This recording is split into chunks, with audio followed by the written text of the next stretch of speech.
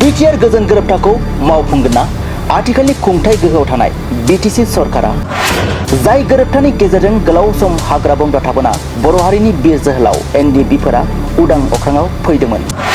बिथांमोननि गोबां बारग' एनडिएफबिफोरा दिनैसिमबो केसफोरजों मोगा-मोगि जागासिनो दं।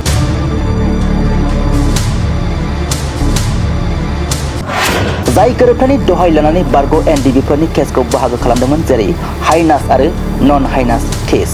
बे केसफोरखौ थांनाय प्रमद बर'नि सरकारनि समाव गोविन्द बसुमतारी, रनजित बसुमतारी, रुजुगोरा मुसाहारि, मोनसे समाव खुंथाय गोहोआव थानाय सन्जय स्वर्गियारी, बि सावरायगोरा भुपेन बड'सा बर', दिल रन्जन नार्जारी बिथांमोननि गोख्रों नारसिननायजों एनआइए केस नांनानै थानाय गासै सा 64 बारग' एनडिएफबिफोरखौ उदां अख्राङाव लाबोनो हादोंमोन एबा बेलाव लाबोदोंमोन आरो एनडिएफबिफोरनो रिहेबिलिटेसन, मुंख्लं नखरनो राङारि मदद बायदिफोरखौ होफुंनो हाबोदोंमोन।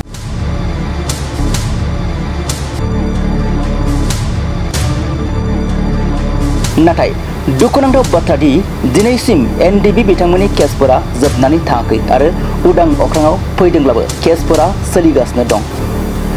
लोगोसे मख'नो नांगोन दि एनडिएफबिनि गायसनगिरि आफादगिरि रन्जन दैमारिजों लाफानानै सा 6 बिर जोहोलावफोरा दिनैसिमबो जोबथेसालियाव दं।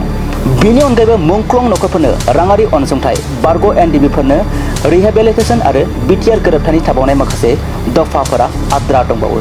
बे समाव आथिखालनि बिटिसि खुंथाय गोहोजों थानाय बारग' एनडिएफबि फारियै प्रेस मुसाहारि, बि सावरायगोरा भुपेन बड'सा बर', सन्जय स्वर्गियारी, धीरेन बर', शीला बसुमतारी बिथांमोना बिटिआर गोरोबथाखौ मावफुंहोनायाव थिसनथाइ होनानै गोरोबथानि दफाफोरखौ मावफुंहोनो नाजागोन ना? मानोना बिटिआर गोरोबथानि गेजेरजोंसो एनडिएफबिनि जोबथेसालिनिफ्राय गनाय आद्रा थानाय गोबां केसफोरखौ केस लायै केस फोजोबलांनाया मोगथां महर मोनगोन। आद्रा थाबावनाय रिहेबिलिटेसन, मुंख्लंफोरनि राङारि अनसुंथाइ।